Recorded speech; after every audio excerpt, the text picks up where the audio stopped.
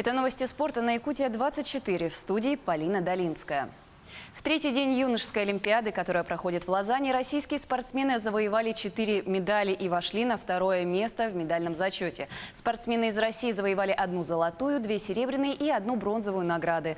Золотую медаль команде принесли фигуристы Аполлинария Панфилова и Дмитрий Рылов, победившие в соревнованиях спортивных пар. Серебро досталось Диане Мухамедзяновой и Илье Миронову. В одиночном катании серебро на счету фигуриста Андрея Мазалева, бронза у Даниила Самсонова. В медальном зачете сборная России находится на втором месте. В активе сборной 3 золотые, 2 серебряные и 1 бронзовая награды.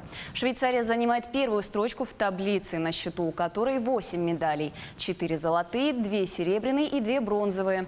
Замыкает тройку лидеров сборная Франции, завоевавшая 6 медалей. Юношеские Олимпийские игры в Швейцарии завершатся 22 января.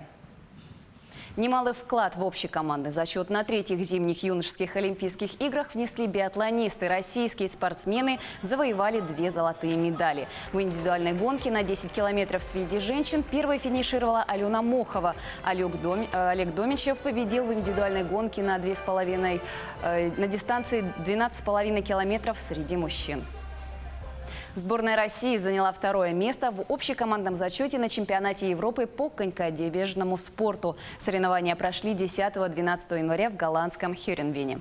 Лидерами медального зачета стали голландцы. В их активе 8 золотых, 5 серебряных и 3 бронзовые награды. Российские конькобежцы заняли второе место в общекомандном зачете. В активе сборной 17 медалей, 5 золотых, 6 серебряных и 6 бронзовых. В заключительный день соревнования на дистанции 1000 метров рекорд катка установил Павел Кулижников. У женщин на этой же дистанции серебряная награда на счету Дарьи Качановой. Екатерина Шихова заняла 3-е место. Следующий для российских конькобежцев станет этап Кубка мира, который пройдет 7-8 февраля в канадском Калгари. После него в американском Солт-Лейк-Сити состоится чемпионат мира по отдельным дистанциям. Он пройдет с 13 по 16 февраля. В Казани в парке Горького прошел дворовой чемпионат по футболу в валенках. Чемпионат проходил по правилам футбола. Мяч, ворота, команды и спортивный азарт. Весь необходимый инвентарь, в том числе и валенки, участникам выдавали на месте. А в Новосибирской области прошли гонки на собачьих упряжках. В эти выходные в Бердске состоялся рождественский заезд 2020.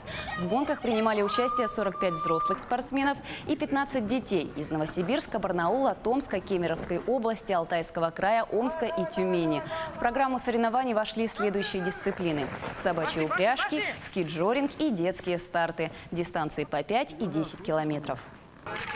На этом у меня все. Будьте в курсе спортивных событий на Якутия-24.